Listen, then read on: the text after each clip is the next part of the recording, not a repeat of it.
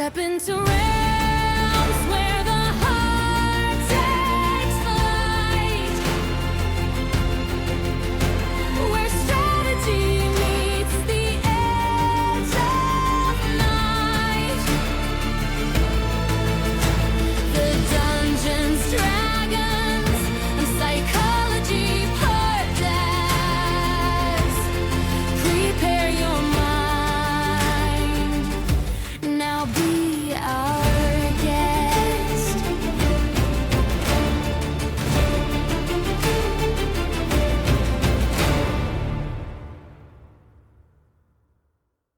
If you're a dungeon master, you probably already have a great understanding of how important it can be to react very quickly on the fly, create elements of the game as you go, and think on your feet.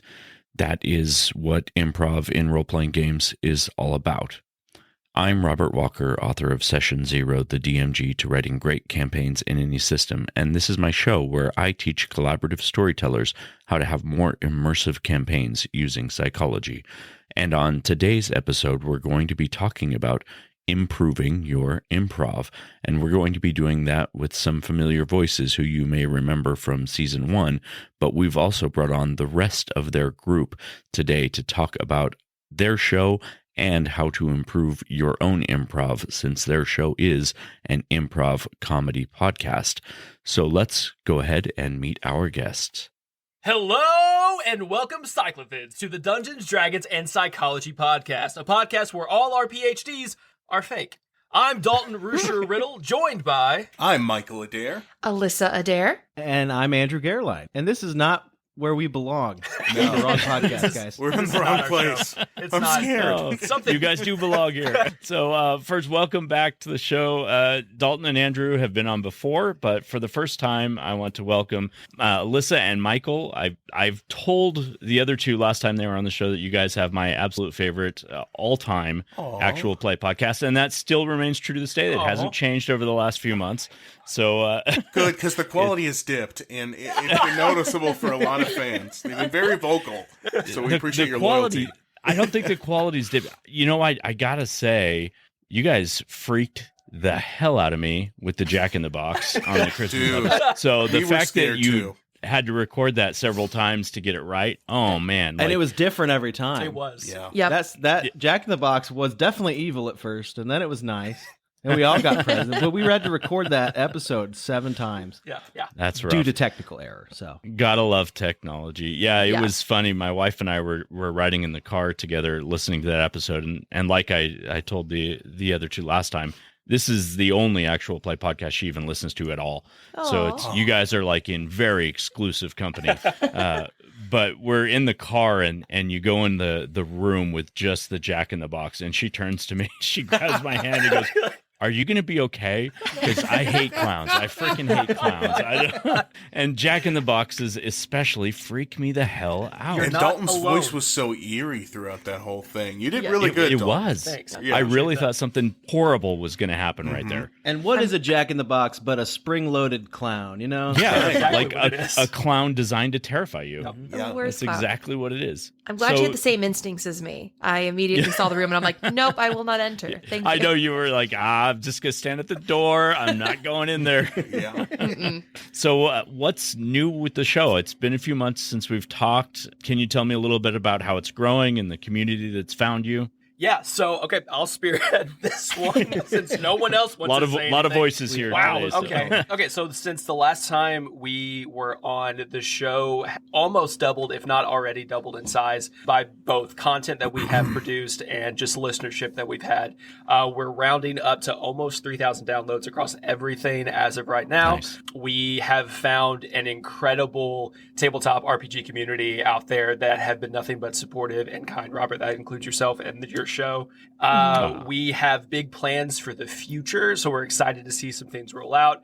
Just how we announced our second bonus show that will be coming, which is Dungeon Radio After Hours, that Andrew kind of had the light bulb for, which will be heavy on the role play, but more heavy on the improv. Think of it as a kind of sketch variety show. Guys, am I forgetting anything else? No, that was so handsome. That's everything. that you said. I love it.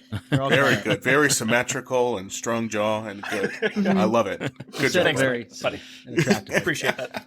So another question to the rest of you then, especially Michael and Alissa, I haven't really talked to you before, but the process of using your theater background and now you've come to this podcasting medium. I know, Alissa, you were talking on one of the recent episodes about how last year was so awesome for you and sort of getting to do all these things that you wanted to do, having a D&D podcast.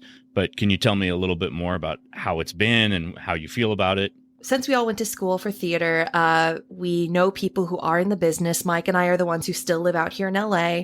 So we get to actually see those people. When I first moved out here, I did kind of try my hand at it, a little bit of voice acting, a little bit of like background work. And it's hard, man. It's hard to like pay the bills and also follow your dreams. So it kind of got pushed to the wayside. And I remember last year going with some friends and being like, I am itching to like do something creative again. And I also love D&D. I loved playing different role-playing games with my friends over the years. And I knew I really liked the voice acting just because, especially during COVID and the pandemic, it was something you could do from home pretty easily.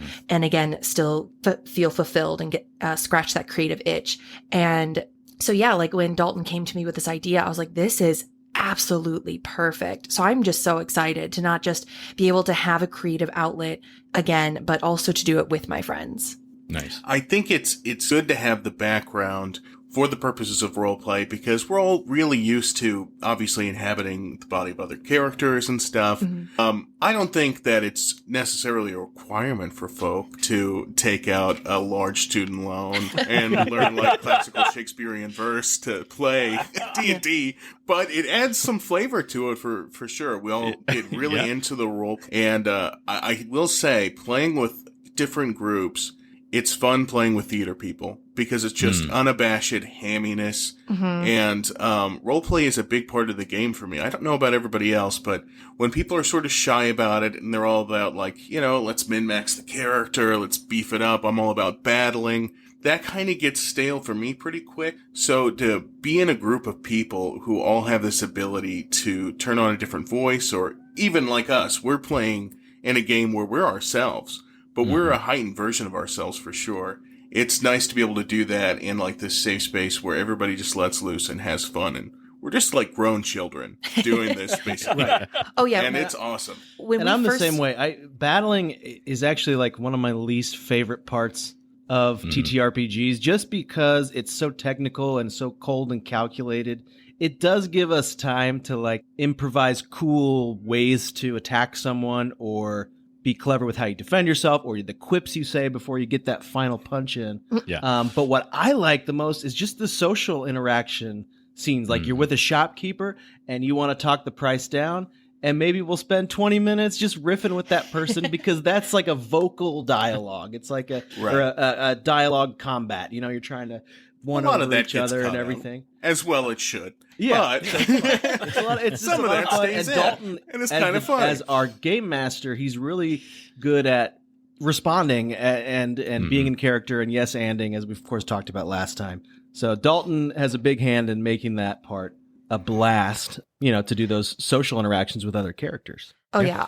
Our theater friends are evil because in the past when we've played with our theater friends, I think Dalton and I are the ones who usually back and forth as game master. And yeah, I can talk from experience that it almost feels like they're trying to like break you of like, let's just see how many questions you can answer. Let's throw this different thing. Social, like just in a social setting, and you're just sitting in the back of your head going, I had this whole map planned out. I have this whole thing, and you were just talking to the shopkeep for an hour to try to get me to break. Yeah. Recently I had Dalton play 4 different orphans for no reason. I said, I don't like this orphan. Bring me a different orphan. I remember that was pretty great. I don't like you. Let's talk to the next one. Yep. And it was a lot of fun. Dalton's always game. I have to be. If I don't, the podcast goes nowhere. Yeah. The story comes to a screeching halt. Yeah. No, you handle the crazy awesome. well. So last time we had Dungeon Radio Hour on, we talked about the value of comic relief in TTRPGs. If you haven't listened to that episode, Cyclothids, check it out. It was episode 30 of season 1. But today we're going to be talking about improvisation and how to improve your improv skills. And this is a skill that everyone at the game table can benefit from, and being comfortable improving can really increase the immersion in your tabletop setting. Much of your guys' show is based on the principles of improvisation, the concepts of yes and or even no but. Can you talk a little bit about what these ideas mean, what these concepts are, and why they're so useful in telling a collaborative story? I'll go first this time, so it's not always on Dalton. Yeah, I think it's extremely important. I think every table can benefit from even just taking a few classes or just Googling improv games and maybe playing them with your partners, because learning how to read off of your partners and have that back and forth, that rapport, is so important, I think, to building your story together, because that's what this is. It almost, to me, reminds me of certain improv games where you are building a story together and you have to take what the other person has given you. And speaking also, just like you said, the yes and, I think a lot of people know of improv, and if they know anything, they know the yes and, right? But something I would urge people to think about, especially more with D&D, is it's not so base, black and white, yes and. You're not literally saying yes to every single thing your partner says, but more so that you're saying, I agree with the rules that you've implemented. I agree to the scenario you have now put in front of me. My character may disagree. I may go a different route, but I am establishing, yes, you are doing this thing, and I'm going to build more onto the story. And keeping that in mind, you can do a lot of exploring that way with your partner. Absolutely. And the barrier to entry is really low. You don't have to sign up for an improv class or anything. Like, yeah, we have like improv training and experience, but it's not like a ton. I wouldn't say like we're constantly putting on improv shows or anything. This is our outlet right now. But I think the bulk of the experience that we've had is just taking what we've learned from watching other comedians and just doing it in our group. And I think it goes back to that sense of play that I really like about D&D. It's basically like sitting at the lunchroom with your friends and trying to make them laugh, right? Yeah. That's improv. You're using the same skills. It's the same muscle that you're exercising. You're trying to one-up each other. I like the spirit of that. Anybody can do that. Just trying to make your friends laugh. Do something random and silly and see if it works. And that's all it is throwing something against the wall and hoping that it sticks. And the more you do that, the better you get at it. Right. And just for those, if anyone's out there going, what's yes and? What is that word? Yes and, it's sort of like, well, it's the opposite of no but, right? So if someone says they're going to do something, or they've established, like, Mike, do you remember the other day when you got your pilot's license at a Walmart and they wouldn't give it to you? No. But, no, I'm kidding. See, yeah, that was I don't know, it was just random. But now, now that he said no but, I lost everything. Everything I just said has been nixed by Mike. Right. Whereas if I say, Mike, when we went squirrel hunting, 2001, we were 10 years old. We were stuck in the wilderness for 4 days. You remember that? We'll be right back. Hey, Cyclithids, if you love the Dungeons, Dragons, and Psychology podcast and want to help keep it alive, there are a ton of ways you can support the show. Join us on Patreon for exclusive content like NPC character sheets, early access to new products, and even first looks at DM's Assistant app. You can also grab gaming-inspired merch on the Etsy shop, Games for Games, or pick up one of my books, The Player's Handbook to Real Life, or Session Zero, the DMG to Writing Great Campaigns in any system. And even if financial support isn't in the cards for you, you can still help by sharing the show, leaving reviews, or introducing new players to our community. Links are always in the show notes, and thank you for being the heart of our adventure. Of course I do. It was right after my grandpa died from, what was it, that mining accident. Oh, the mining accident. Yeah, right. It was more or less our fault. Right. Dynamite got lit. We don't need to go over that. We don't need to rehash the past. Well, the squirrel we hunt. sort of do need to rehash the past. I got a jury summons, dude, and I'm pretty sure that's us being arrested, right? What's a jury summons?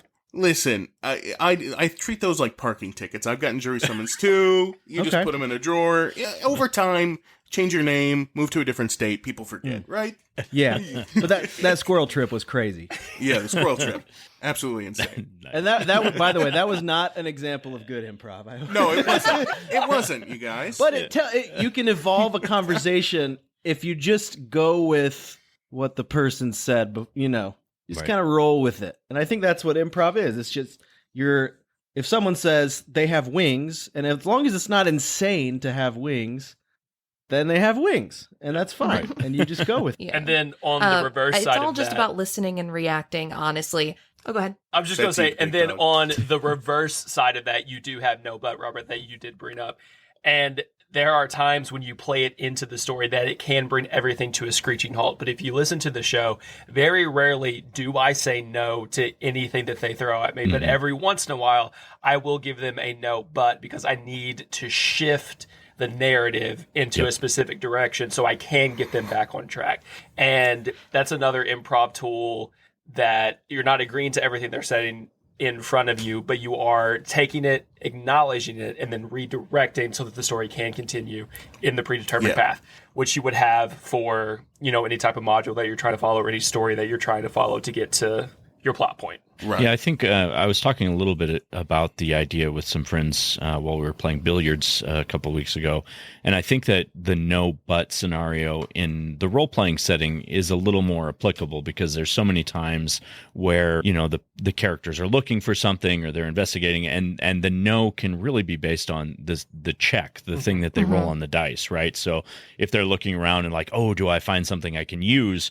You might have a no based on the roll, right? So I think that's an applicable time, more so in than traditional stand-up improv. Yeah. But yeah, I think, and one thing I noticed you say a lot on the show that I think works really well is when a character has a good idea, one of the players has a good idea, and they say what they're doing, you quickly follow it with, that's exactly what you do, or you say something along those lines, and then that becomes canon, that becomes part of the story, and I think that's really useful. Yep, Dalton making us do his work. Yeah, exactly. It's less I have to talk, so. Right. You're like, wow, you guessed it. That's exactly what happened. Yeah, that's exactly what you're doing. Perfect. I didn't have to think of that.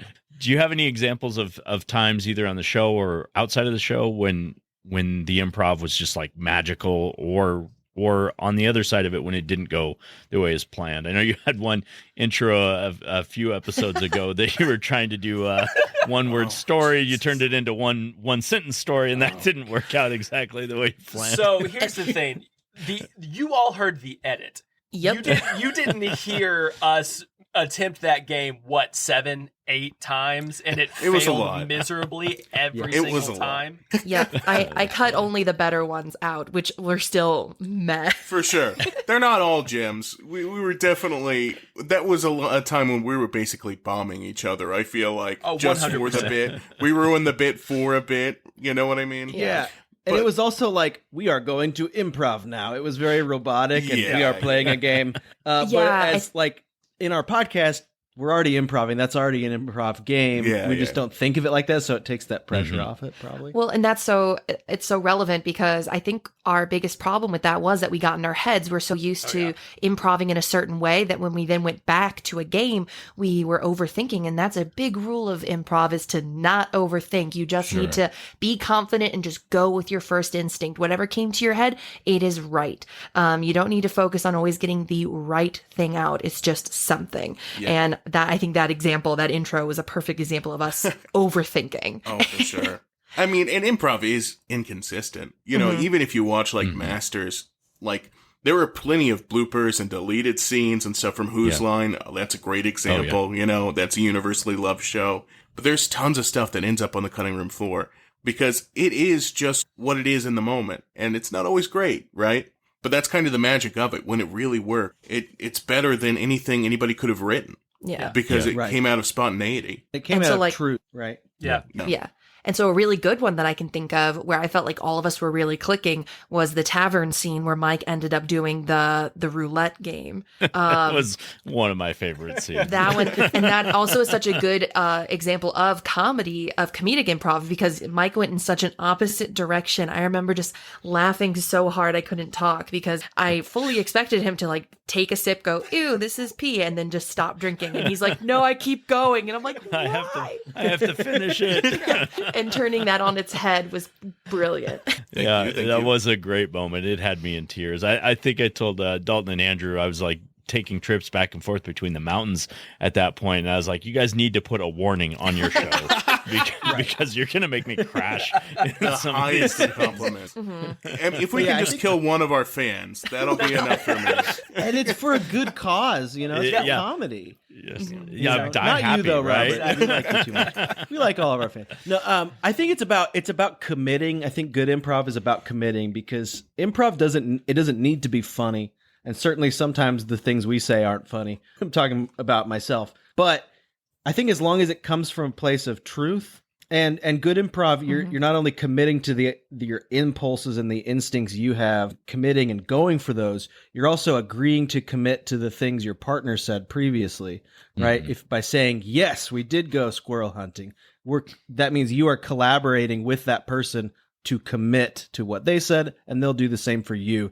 And so there's that level of trust there. And I think that's with our group and with any group that is improving together. You have to have that trust to commit to what each other does. And I think a good example of that, and going back to Robert, what you said about when was a time that you feel like you struck magic with when improv went really well. I think specifically of, there was an episode when they go down into a portal at the bottom of the well. They find themselves in this interdimensional space, and I'm expecting them to explore this new space area that they're in. And what does Mike do? Mike kicks down a door to the first shop he sees.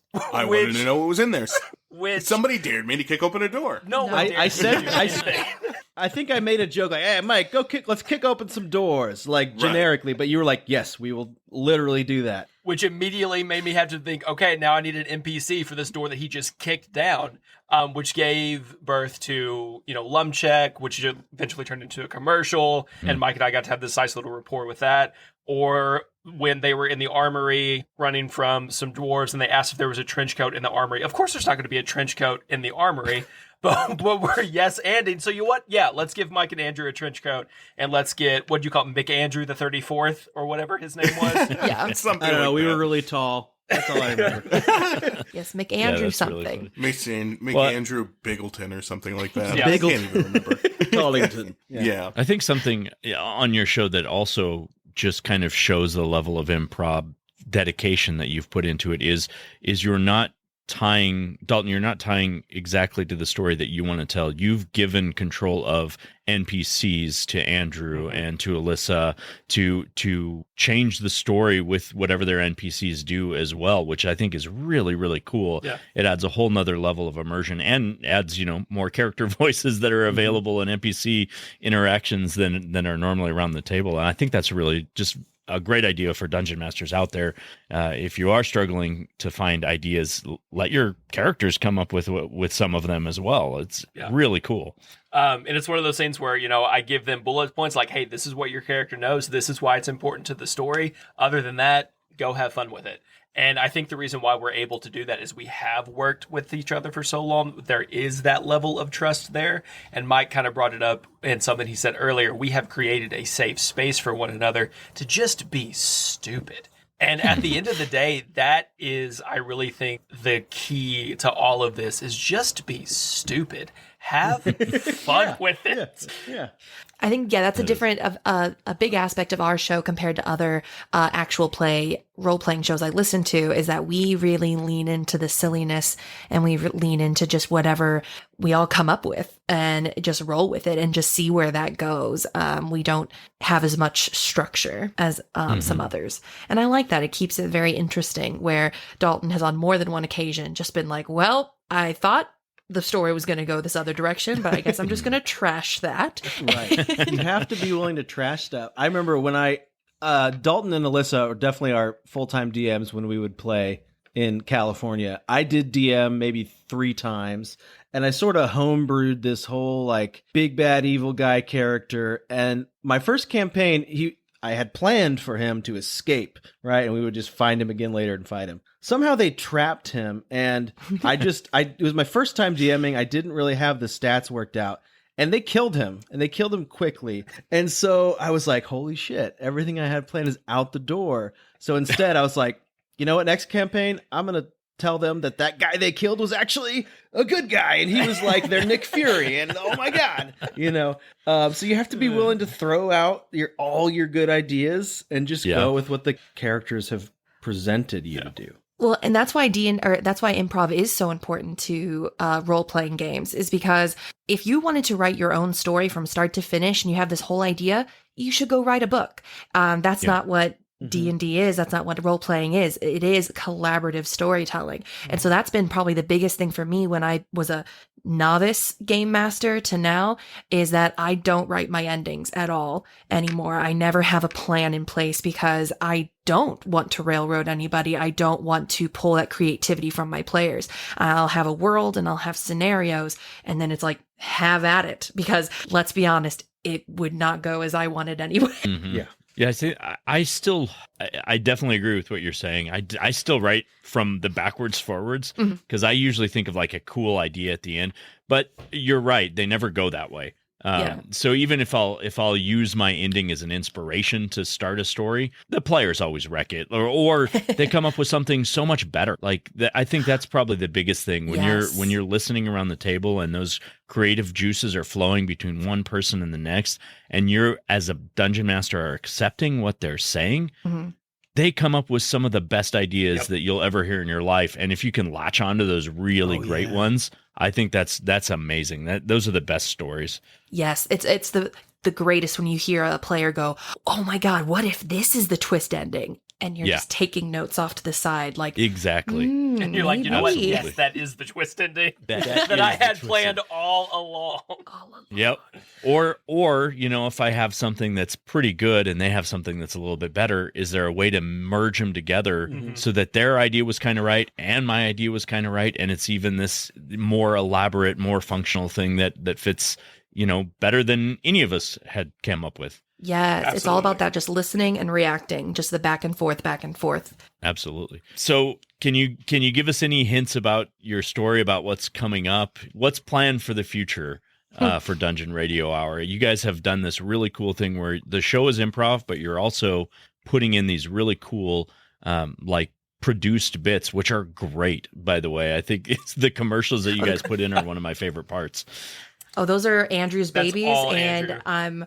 I'm always in awe every time he sends those over to me for I the wouldn't final say edit. all. For No, the final edit. I And love Mike them. has done several too, and a lot of times I'll send a script out to Mike, like I need a punch up, or Mike has a script, or Dalton sends an idea for a commercial, and we'll work it together. So it's definitely a collaboration. But it is fun, and that has been the most fun for me, because it's basically it allows us to world build in the game in a more creative way, so we can have commercials for local businesses or politicians that are running for office in the area, and maybe we'll meet those characters later. Or maybe like Lumcheck, the door got kicked in, Mike went up to the guy, the orc there, and then we had a commercial for this business he started later, a few episodes later.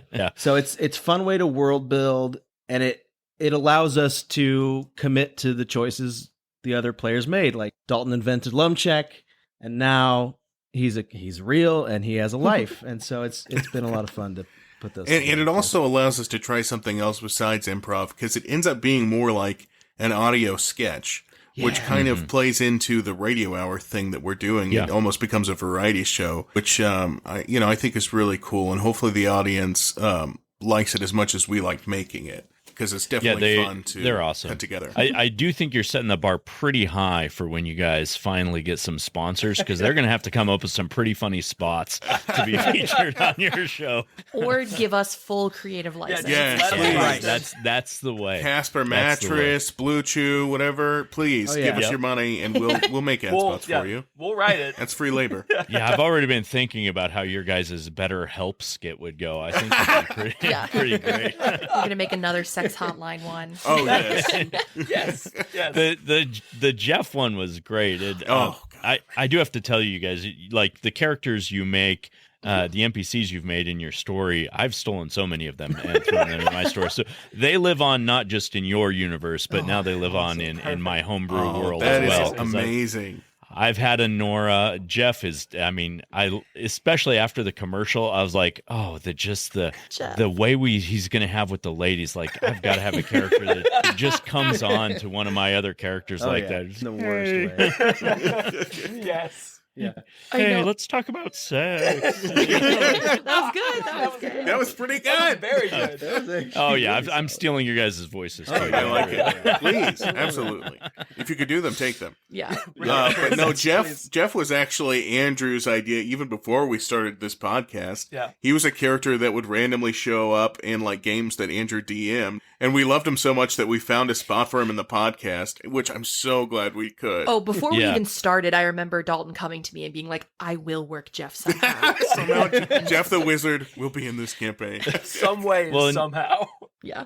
And even since leaving the area he's in, you've had callbacks. You've had the sending stone or the communication, whatever you use, so that you basically had a cell phone call with him, which was pretty awesome. And then the commercial.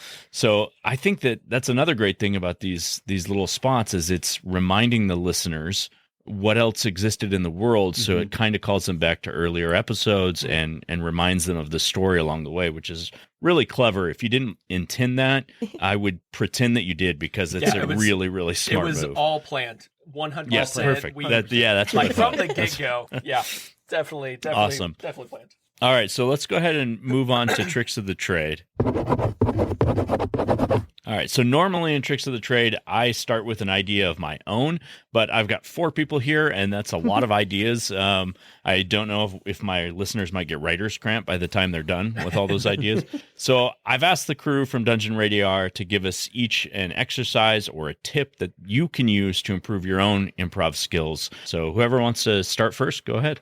I was thinking about this question and trying to think of things that people can do on their own, as well as do with groups. Cause you don't always have people to play off of to hone these skills, not all the time. So 2 games that I thought of that you can play solo or just with one person that Mike and I do all the time just in our daily life is a singing game we do where if you're like listening to a pop song or listening to something on the radio, we like to try to change the lyrics up. And it's just a quick little improv exercise of now this is about the tacos we're making for dinner. And whatever is coming to mind. And you just start playing that. And eventually you'll notice that you can get better and better at it. Mike's great at it, but I've only just now finally been able to like rhyme in addition to thinking up lyrics. I was like, just thinking up words was hard enough.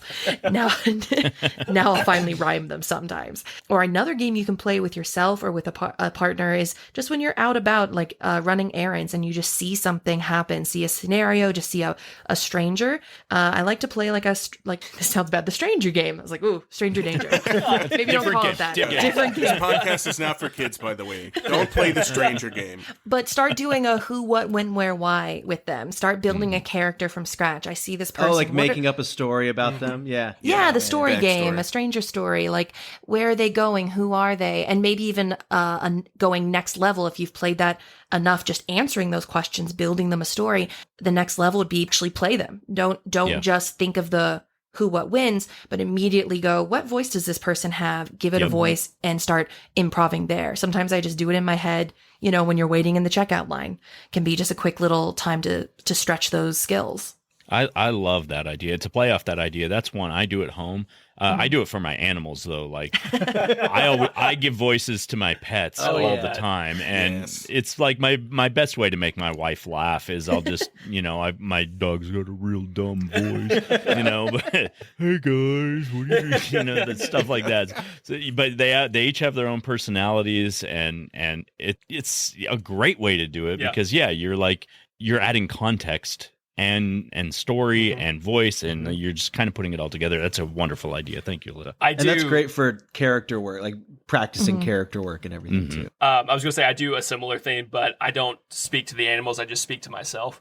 So it's a little crazier. The number of times Cody has walked in on me just talking to myself, but like that's when I practice the voices and I practice the accents, and I'll like latch onto a voice. I'm like, okay, who talks like this? Where are they from? What do they do? Kind of like Alissa was talking about when you see a stranger. But something else that I like to do is sitting down in front of the TV. This is another improv exercise you can do on your own.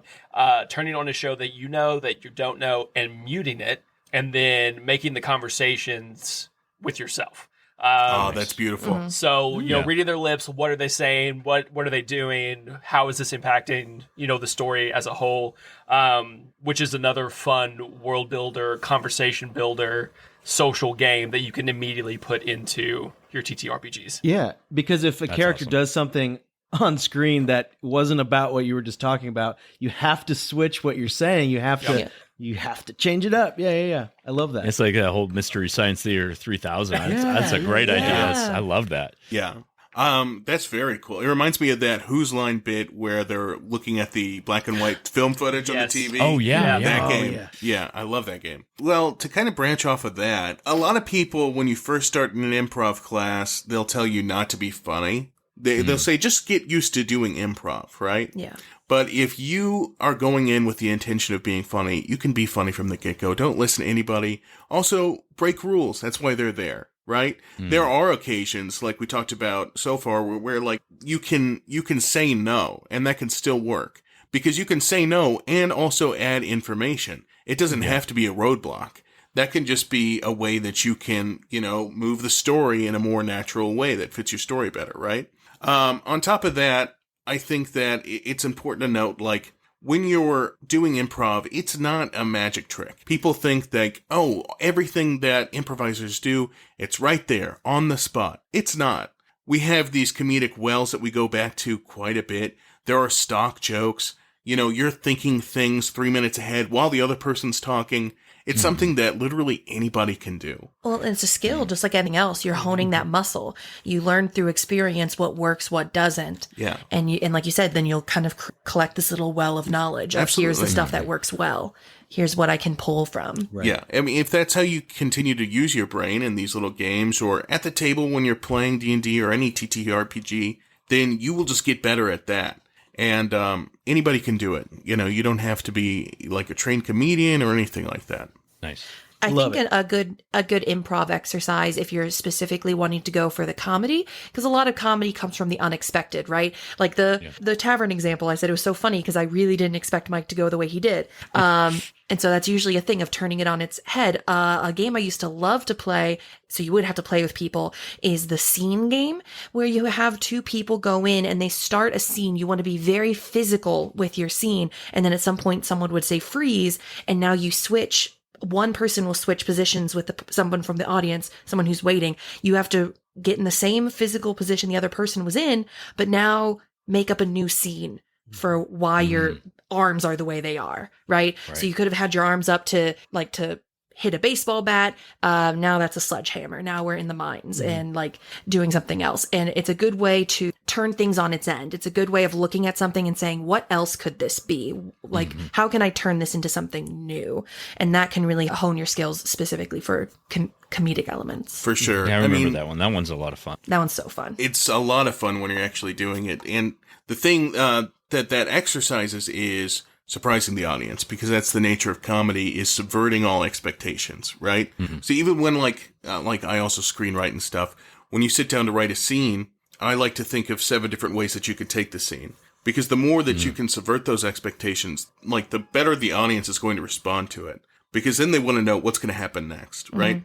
So comedically, if you're in a serious situation, it's always good to have those surprises for your players. I guess in terms of tips and exercises, going off sort of what Dalton and Mike had mentioned, and I think that's important, is watching the pros. I grew up watching Whose Line Is It Anyway? It was on 2 nights a week on ABC. I'd watch and I'd love it, and I think you have to immerse yourself with people you can watch and sort of you sort of absorb their methods as you're watching them. Like you might watch Colin Mockery and Ryan Stiles and Wayne Brady and all them, and you can see the gears turning in their eyes. You can see what they're looking at, and you can kind of see the sparks come on in their head. And maybe that can give you an idea of how to inspire yourself in the moment. Because improv, you kind of almost have to continuously be inspired to say something. Yeah. But my main exercise or whatever that I think is the most important is, honestly, and this applies to everything, just warming up. I like to meditate for a good 20 minutes. I like to stretch and turn on loud music and jump around, get the blood pumping, take breaths and get the oxygen moving. It just, think about it. I mean, your brain impulses are all electricity. They're all firing. And so if you have oxygen and if your blood's pumping and you're you've kind of taken time to relax yourself, then you can get out of your own way and your body is primed and ready to kind of be in fight mode. And so, Or if you need to after a long day manufacture at some work, energy, a little cocaine, little right? cocaine, a little Red Bull, Nah, fentanyl's in that. Don't do it, kids. powdered, It's bad. powdered echidna. That's funny. In psychology, it's all about psilocybin right now. So if anything, Yes. that's what we would Of recommend. course. Yeah. Expand the synapses. Walk out It's into the the woods, cocaine. grab the nearest mushroom. Don't Google Yeah, it. Just right. pop it in your You mouth. just- And that's improv too. So Well, You heard it here. Robert's going to give you just the drugs you need. That is great. So before we sign off, let me give you the opportunity to share with the Cyclothids where to connect with you on social media, where to find your podcast, anything else you guys want to share or talk about, please feel free. yeah, so with the podcast, it is at Dungeon Radio Hour on both Instagram and TikTok. And then on our Twitter, it's Dungeon_radio. You can interact with us on any three of those. And then on the podcast itself, all major platforms. And while you're out there listening to us, please give us a rating and a review. It goes a very, very long way with the show, and it helps us get this in front of more ears and Yes, and if you forget any link, we do have a link tree. It's simply Linktree/Dungeon Radio Hour. So if you're ever struggling to find us, all of our links are there as well. Awesome. And we'll put all of those links in the show notes, Cyclothids, so you can find them just by clicking there. Thank you all for coming on today. I think this is the largest group I think I've had on, except for my extravaganza. But yeah, you're obviously very comfortable with each other because you didn't speak over each other. I think that was something I always worry about in a big group, but you do it well. thank We you. usually shocked do as speak you. over each other. Alyssa, I'm talking, please. No, I'm talking to you, Drew. Great. Now, Excuse you. look what Do you see what you've done? Do you see what you've done, Rob? that. See, I threw down the gauntlet and you all tried to pick it up at the same time. That was perfect. Everything's Awesome. a setup. Another comedy, everything can be a setup, right? Let's talk for 45 more minutes, Robert. Yeah. What I believe mean, is important about it. Do we want to play an improv game for the listeners? Like, what do you guys? Oh, God, no. We want people to like Please, your no. show. Do we want to try one sentence story again? No. Go listen to the episodes. They're good. We're not going to do that. Yes, do check out their show. It is hilarious. Like I've said, it has had me in tears. I've stolen characters from their story, voices from. It is a lot of fun and it is very engaging, and you will love it just as much as I do if you check it out. So make sure you do that. Once again, thank you guys for coming, and Thank let's you head for over having to us. our knowledge check. Thank you, Thank Robert. you. Thank Thank you, Robert. For today's knowledge check, I would like to introduce you to an article written by Dr. Clay Drinko on Psychology Today's website called No Joke, Improv Comedy Reduces Social Anxiety. And the article is very interesting. It has a lot of different aspects to it. But one of the most interesting parts about it is it talks about a new study that shows how improv can be used as a social emotional tool. The study required participants to take a 10-week improvisation course, and before and after that course, their levels of depression and social anxiety were measured, and the findings were that at the end of that 10-week course, the people involved felt much more comfortable in social scenarios, less depression, and overall a greater sense of well-being. So I think it's just important to realize that this skill that we are practicing at the table, this thing that we have all been doing together as a group, as I've talked about many times before on the show, is a wonderful tool in helping to alleviate some of those symptoms of depression and anxiety, to learn how to communicate better and feel more comfortable in social situations. Now, of course, if you are actually feeling very high levels of depression or anxiety, your answer isn't to just role play in your games, but I do believe that they help. I believe that they help me. But of course, obviously, if this is something that is stronger and you really need to see something for, don't ever hesitate to go speak with somebody and find the root of your problems. but I will always advocate that as you continue to play role-playing games, you will have, benefits in your mental health and in your day-to-day life. So that is all for today, my cyclothids. As always, please give us a rating or review on iTunes or Spotify. You can also connect with us on Instagram at dungeons_dragons_psychology. And we have a link to our Linktree there that can get you to everything else. And until next time, we will see you next session.